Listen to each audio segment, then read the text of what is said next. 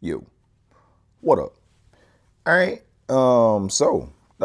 We got another one from MrBallen. Another one from MrBallen. And this is another top 3 photos with disturbing backstories. Yeah. The photos. The photos. Disturbing backstories. Disturbing doesn't have to mean somebody dies, MrBallen. Hopefully we can get some type of feel-good story with the disturbing backstories. Wasn't there like one of the top 3 photos was of a dad who found his lost daughter? Like he took a picture and she was like in the picture that he took behind her or something. Or was that like a one of the top 3 stories that sound fake but are 100% true? I don't know. I don't know. But yeah, the photos. Let's check out some more disturbing backstories. Let's go. Today, I'm going to share with you 3 progressively more disturbing stories, and at the end of each of them, I will share the photo that is famously associated with them. But before we get into today's stories, if you're a fan of the strange, dark, and mysterious delivered in story format, then you come to the right channel because that's all we do, and we upload 3 or 4 times every week. So if that's of interest to you, the next time the like button asks for a phone charger, give them your broken one that only works when you bend the cord at a certain angle. Also, please subscribe to our channel and turn on all notifications so you don't miss any of our weekly uploads. All right, let's get into today's stories. That's one of the chords on his last days. All right, you know the deal. Leap of faith. On December 17th, 1903, the Wright brothers successfully flew the world's first motor-operated airplane. By 1910, airplanes had improved to the point where they were considered a reasonable form of travel, and so people began focusing on how to make them safer. One big safety concern with airplanes at the time was there was no parachute small enough or light enough to be taken on board with passengers. And so if the plane malfunctioned and was crashing, everybody had to go down with it. So in 1911, a prominent French aviation club offered a large sum of money to anybody who could design a parachute for airplane passengers. A man named Franz Reichelt, who was a tailor in Paris, but who had always had a fascination with aviation, saw this reward in the paper and decided to take on this challenge. The design he came up with was not an external device like a backpack. Instead, it was a full suit with foldable bat wings that attached to the passenger's arms and connected all the way down to their ankles. What? Using his sewing know-how, he stitched up this totally bizarre looking prototype and he attached it to a dummy and threw it off of his apartment building. And amazingly, the dummy landed lightly on the ground. But when Franz, who significantly outweighed this dummy, put on his parachute suit and leapt off of the building himself, he did not touch the ground lightly. He smashed into the ground and broke his leg. But Franz was undeterred. He made dozens of changes to his suit, he added material, he subtracted material, and after a while, he felt like it was ready to be submitted to this French aviation club. But when the club members watched one of Franz's dummies wearing the suit come crashing into the ground because the canopy collapsed, they rejected his design. Franz assured them his design could work, they just needed to see it in action from a slightly higher altitude. The canopy needed more time to fully inflate. But the club members were not buying it, and they told Franz he should just give up on the design. Franz was offended and decided he would prove them wrong. So in 1911, Franz began petitioning to the city of Paris to allow him to test his design off of the Eiffel Tower. He thought if he jumped from one of their platforms, that would be high enough for his canopy to fully inflate, thereby showing that his design really did work. And so for a year, the city of Paris repeatedly rejected Franz every time he asked for the chance to do this. But in 1912, something changed and the city said, okay, you know what, Franz? You can test your parachute on the Eiffel Tower. But what the city didn't know, because Franz had intentionally kept it secret from them, was he didn't intend to launch a dummy off of the Eiffel Tower wearing his suit. He was going to put the parachute suit on and jump off these 17 stories himself. And so on February 4th of that year, Franz arrived at the tower, and standing around the base of it was a throng of people and journalists who had all read about this experiment in the newspaper. And so when Franz got out and promptly put on his parachute suit, the crowd gasped. They couldn't believe he was going to be the one jumping off of the tower. And none of Franz's friends or family knew he was going to be jumping off the tower himself. And so they pleaded with him not to do this. Throw a dummy off. You should not be jumping off. This is not going to work. Legend has closet, Franz turned to one of his friends and he said, "You will see that my 72 kilos and my parachute will give your arguments the most decisive of denials." Then Franz promptly turned around and began walking up the stairs towards the platform. And with him was a journalist who brought a camera. Once Franz reached the platform, the journalist began filming him. And his video would capture Franz climbing up onto the railing and then hesitating. And he anxiously begins kind of rocking back and forth like he's debating whether he's really going to do this. And then at some point, he works up the courage and he jumps. And immediately his suit collapses and he slams into the ground, dying instantly. Another cameraman was on the ground and he filmed Franz's final jump. Here is a still shot of Franz right before impact. Oh my goodness. Oh my goodness. My goodness, bro. 45-year-old Florida man Mike Moylan suddenly shot up in bed and grabbed the sides of his head, wincing in pain. He had a blinding headache. He squinted across the room at the alarm clock. It was 4:30 in the morning on June 28, 2007. Mike got out of bed and tried to stand up, but he immediately got dizzy, so he sat back down again, took a couple of deep breaths, and then he stood up again, and this time he was steady on his feet. He walked across his bedroom into his bathroom where he opened the medicine cabinet, grabbed some painkillers, swallowed 3 of them, and then walked back into his bedroom. Before he lay down again, he noticed there was a dark spot on his pillow. Now, it was dark in his room, so he couldn't really tell what it was, and his wife April was fast asleep in bed with him, so he didn't want to flip the lights on and wake her up, but he had a feeling that that spot was likely blood. And so he ran his hands all over his head to see if there was blood coming off of him, and he found some on his right ear. And so he thought to himself, well, I guess my wife must have elbowed me in my sleep. That's why I'm bleeding, and that's why my head hurts. And so feeling content that that was what happened, he laid back down and waited for the meds to kick in so he could sleep. But after 30 minutes of complete restlessness, not only had the meds done nothing, it seemed like his headache was getting progressively worse and his ear continued to bleed.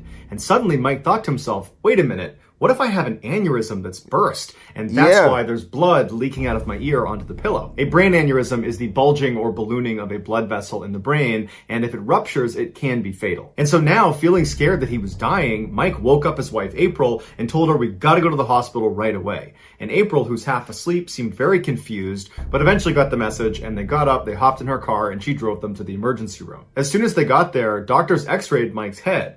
Afterwards, when Mike and April were sitting in an exam room, a nurse walked in holding onto an x-ray image. And she held it up to the light and she pointed to a foreign object in Mike's skull and she says, well, it looks like you got shot. Mike couldn't believe it, and neither could the nurse or any of the doctors. He should have been dead. April, who was apparently so overcome with emotions, ran out of the room, and Mike was quickly ushered into emergency surgery, where after a couple of hours, they were able to remove the bullet from his head. As Mike lay in his hospital bed recovering from the surgery with his wife next to him, the police showed up and began asking questions about what happened. And they initially just believed that a stray bullet must have entered the home and struck Mike in the side of his head. But after speaking to the couple, April revealed that she slept with a pistol underneath her pillow and that maybe it had fired accidentally. And then when they really dug into this and they asked her more questions about this gun underneath her pillow, her story began to unravel, and eventually she would confess that she had in fact tried to kill Mike and shot him while he was sleeping. She told police the reason she did it is she had recently destroyed one of the couple's successful businesses, but Mike had not found out about it yet. And so she decided she would kill him before he could find out. After her confession, Mike was crushed and felt like an idiot, but he would tell police that there were a couple of red flags about his wife that he noticed on the night he actually woke up with this headache. For one, when he told her, hey, I want to go to the hospital because I'm bleeding out of my ear, she apparently took a really long time getting dressed and acted overly confused about what was happening, well beyond the I'm just tired routine. And then when they got in the car and were driving to the hospital, she was driving impossibly slow and he was asking her to speed up and she just wouldn't. And so Mike realized now that what she was really doing was hoping if she just delayed long enough, he might die before they reached the hospital. Obviously, he did not. April was jailed on attempted murder charges, but just a year after being in prison, she was released on a plea deal. Here is the image of Mike's x-ray where they discovered he had a bullet in his head. Bro, how did she get out of jail? How did she get out of jail? She shot somebody point blank in the head. One of the most insane jobs in the world is being a saturation diver for an oil and gas company. God. These highly specialized divers go down to extreme depths to do construction and demolition on underwater structures. The extreme pressure on their bodies from being so deep will cause some of the mixed gas they breathe to get trapped inside of their body. Now, this is harmless while it's happening, so while they're down at depth, this doesn't matter. But when they ascend, they have to do what's called decompression stops, where they basically stop in the water column at certain depths and just wait and allow these trapped gases to naturally come out of their body.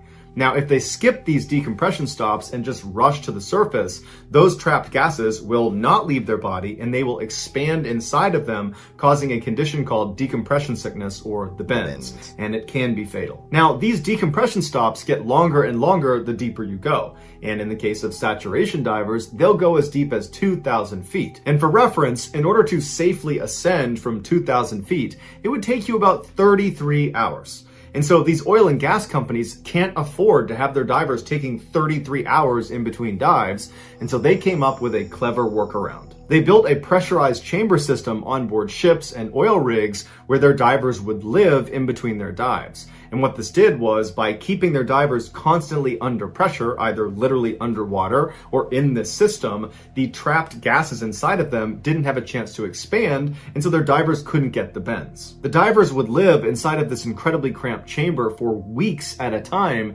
getting transported to and from the seafloor inside of this small pressurized sphere that's called a dive bell that could detach from the chamber without totally depressurizing the whole system. At the end of these divers' multi-week shifts, they would do one long decompression stop inside of the chamber. And then when they were done, they'd step out of the chamber and they'd be fine again. In September of 2012, a 32-year-old saturation diver named Chris Lemons was on board a dive ship in the middle of the North Sea. He, along with 11 other divers, had just started a 4-week-long saturation shift. On the 12th of that month, Chris, along with 2 other divers named Dave and Duncan, were scheduled to perform routine maintenance on an oil platform 330 feet below the surface. The North Sea is notorious for terrible weather, but this day the weather was especially bad, and they considered not doing the dive, but ultimately they decided to do it anyways. As Chris, Dave, and Duncan put on their diving equipment and climbed from their living chamber through the tunnel into the dive bell, the captain of the ship navigated directly over this oil platform and then flipped on autopilot mode, which activated dynamic positioning. Now, dive ships rely heavily on dynamic positioning, which is really just this high-tech computer that makes sure, as soon as you turn it on, that the ship does not move from a particular spot in the water. So regardless of the swells and the wind, the ship stays steady. And this is really important when you have divers in the water, because the dive bell is connected to the ship and the divers are connected to the dive bell. And so if the ship is moving all over the place, so is the dive bell, and so are the divers, making it impossible for the divers to do their job. Once the captain had the dynamic positioning up and running, the 3 divers sealed the door of the dive bell behind them, and then the dive bell was detached from the chamber and then lowered through a hole in the middle of the ship into the ocean. Once the bell got down to 330 feet, Chris opened up a hatch on the bottom of the dive bell that led directly into the water. Now, because the pressure inside the bell matches the pressure outside the bell, water does not come in through this hole. Duncan was the bellman for the night, so he would not be going out and doing any diving. He would be staying in the bell to support Dave and Chris.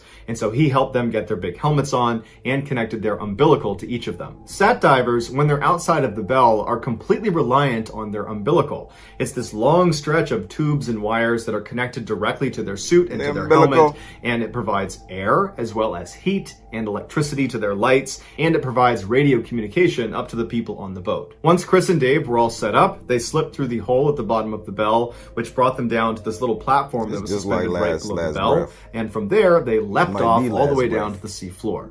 Now, sat divers will say that leap from that platform is both amazing and terrifying, because once you leave the bell, it's completely pitch black all around you, so there's no reference point of how fast you're going or even how close to the ground you are. And so it feels like you're just sinking into this endless abyss before you crash into the ground. Once Chris and Dave did hit the ground, they stood up and began walking, and they were directed by the radio in their helmet which direction they needed to go to reach this oil platform. The oil platform was 11 meters tall, and it looked like a sort of pyramid of these big steel pipes. They climbed up the side until they reached their respective working area, boy. and then they settled in to do their job, Last which they breath. expected to take about 6 hours. At first, everything was going to plan, but about an hour into the job, something went terribly wrong on the surface. The dynamic Weather. positioning computer failed. The Now, weather. the captain immediately saw it and just expected the backup computer to kick in and take over. But in a terrible turn of luck, the backup computer also failed. And so very quickly, manually. this huge dive ship began drifting in the rough seas, dragging with it the dive bell and the divers 330 feet below. While the captain struggled to try to fix the system and get it back online and get the ship back on station, another crew member hopped on the radio and called down to Dave and Chris, who were outside of the dive bell, and told them to abandon the structure and get back in the bell ASAP. And Chris and Dave could tell from the urgency in umbilical this got person's snapped. voice that this was no drill. This was serious. Chris and Dave were both positioned on the south side of the structure about halfway up, and their umbilicals were running straight up the structure and then northward because the ship was drifting northward. So neither Chris nor Dave could go around the structure. They needed to go straight up before being able to climb their umbilicals back up to the bell. And so both men began climbing, but they could feel the tension on their umbilical was getting tighter and tighter, and Dave managed to get all the way to the top, and he cleared the lip, and as soon as he was on top, he started getting pulled away from the structure.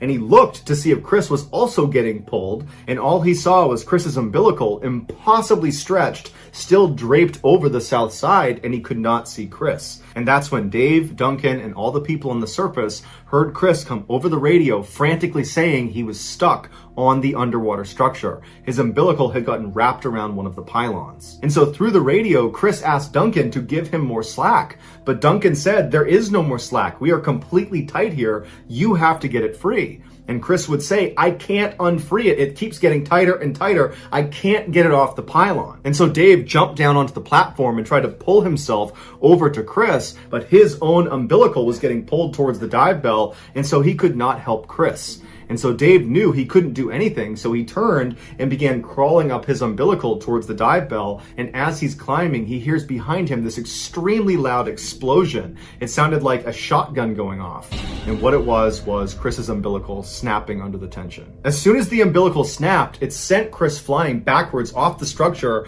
falling towards the ocean floor. Without his umbilical, he wouldn't have had light, he wouldn't have had a radio to talk to anybody up on the boat, he wouldn't have had heat, and the water was just barely above freezing, and so he would have been very cold very fast, and he would not have had an air supply.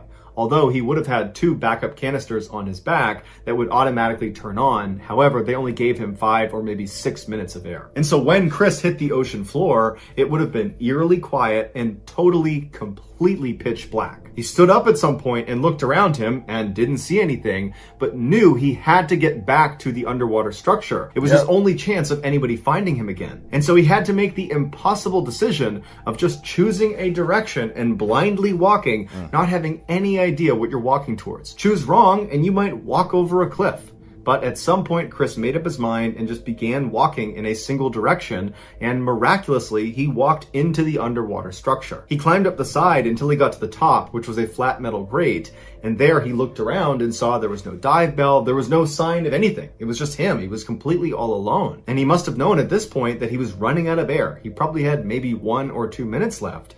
And so he would have been acutely aware that even if they're looking for him, they're not going to find him in time. He's going to die. And at some point, breathing would have become extremely difficult until there was no more air, and then he would have passed out and keeled over. Back on the surface, the captain was desperately trying to use manual controls to pilot the ship back over where Chris was, but because of how rough the seas were, it was proving to be nearly impossible. As the captain struggled, other members of the crew launched a remote-controlled vehicle into the water to at least go down and try to find Chris. And so they decided they would just pilot straight to the underwater structure and begin looking around that area. And so for a few anxious minutes, the crew on board the ship watched the camera, which was the live feed coming from this underwater vehicle, as it went through totally dark water. And then at some point on the screen, the structure just appeared, and the vehicle, as it went up towards the top, it got a look at the very top of the structure. And on the screen, they saw Chris lying on his side, totally motionless. At this point, he had been without air for at least 20 minutes. In a last-ditch effort, the captain decided to completely power off the ship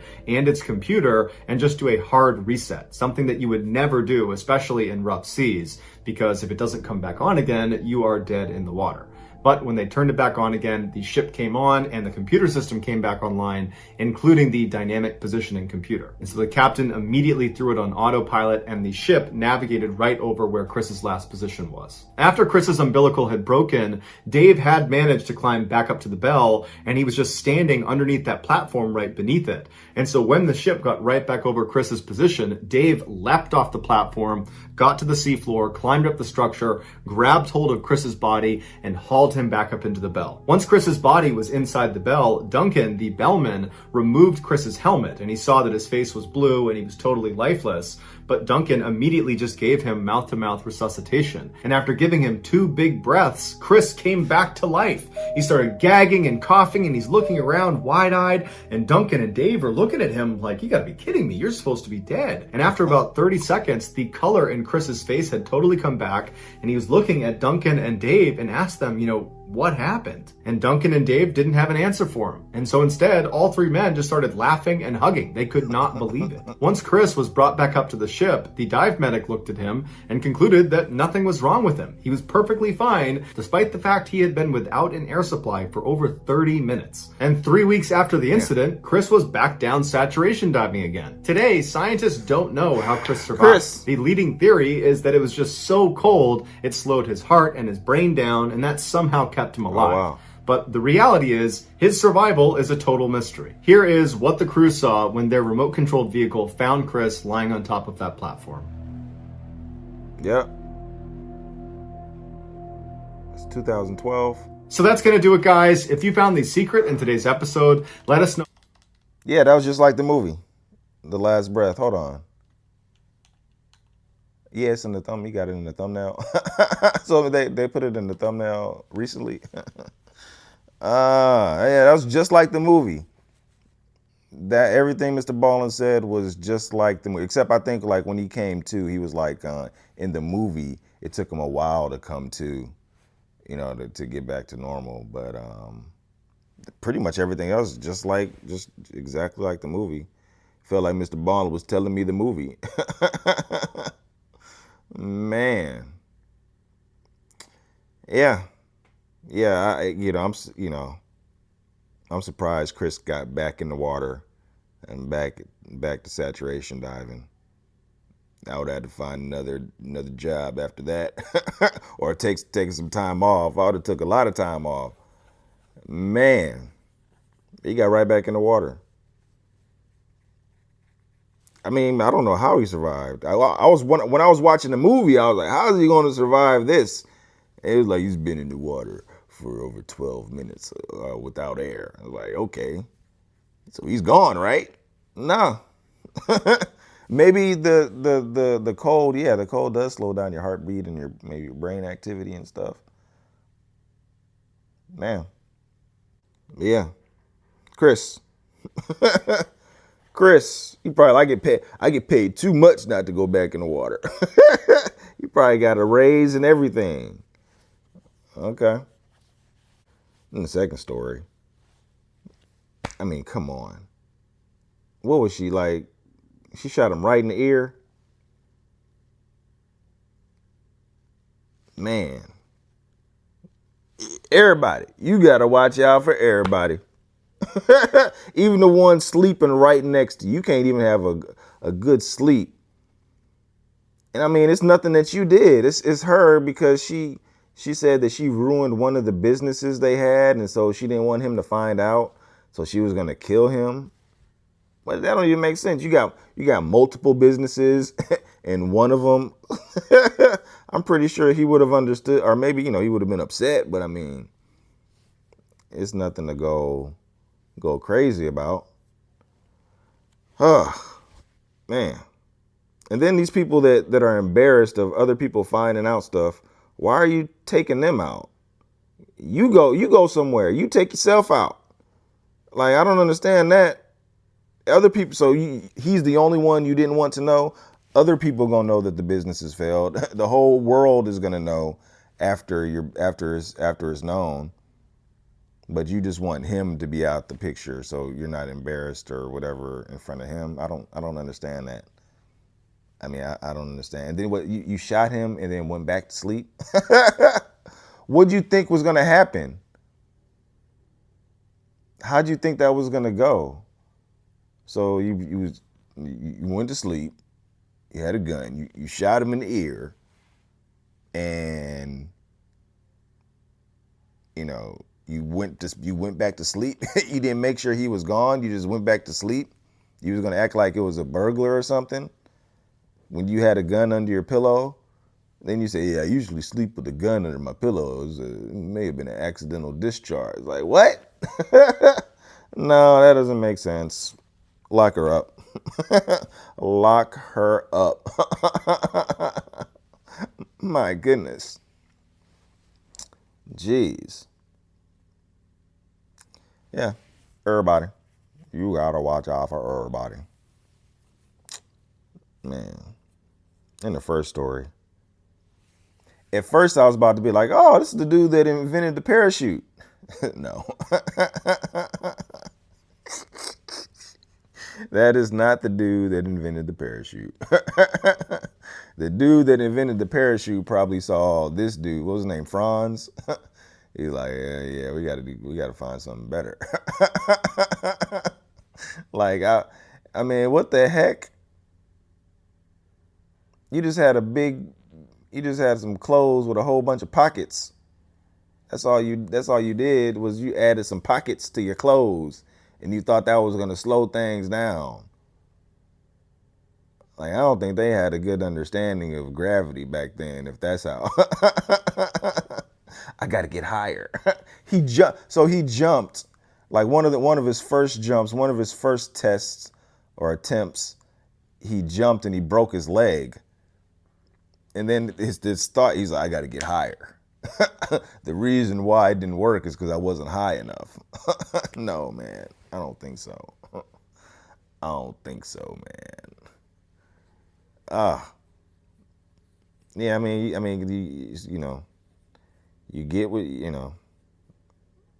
was it the Darwin Awards? The hell, like shit. Well, ain't nobody can. I guess you can't talk out. You can't talk people out of being crazy. You know what I'm saying? Maybe the police or something should have stopped his ass from walking up there. But I mean, he probably would have like snuck up there in the middle of the night or something to try to test it. So I mean, it probably he was gonna test it somewhere somehow from that height at some time. There was no stopping Franz. He was gonna, you know, that was gonna happen regardless. Man, yeah, who did create the parachute or invent the parachute? And I mean, there should that I think I saw like a clip a couple weeks ago of like a plane that had a parachute. You know what I'm saying? Like a plane stalled and it crashed in the neighborhood. It didn't crash, it landed like softly in the neighborhood because it had a parachute. All planes should have parachutes. I think can't we put them on all planes? Even like big 747s have a giant parachute. If something goes wrong, have a giant parachute. I mean, wouldn't that solve a lot of problems? I mean, damn. We just heard a story about a damn crocodile on a plane, and it crashed because everybody went to the front of the plane. And, I don't know if a parachute would have helped with that. Maybe it would have, get a softer landing. I don't know. Airplanes to have a parachute. Every plane. Man. Yeah. The photos.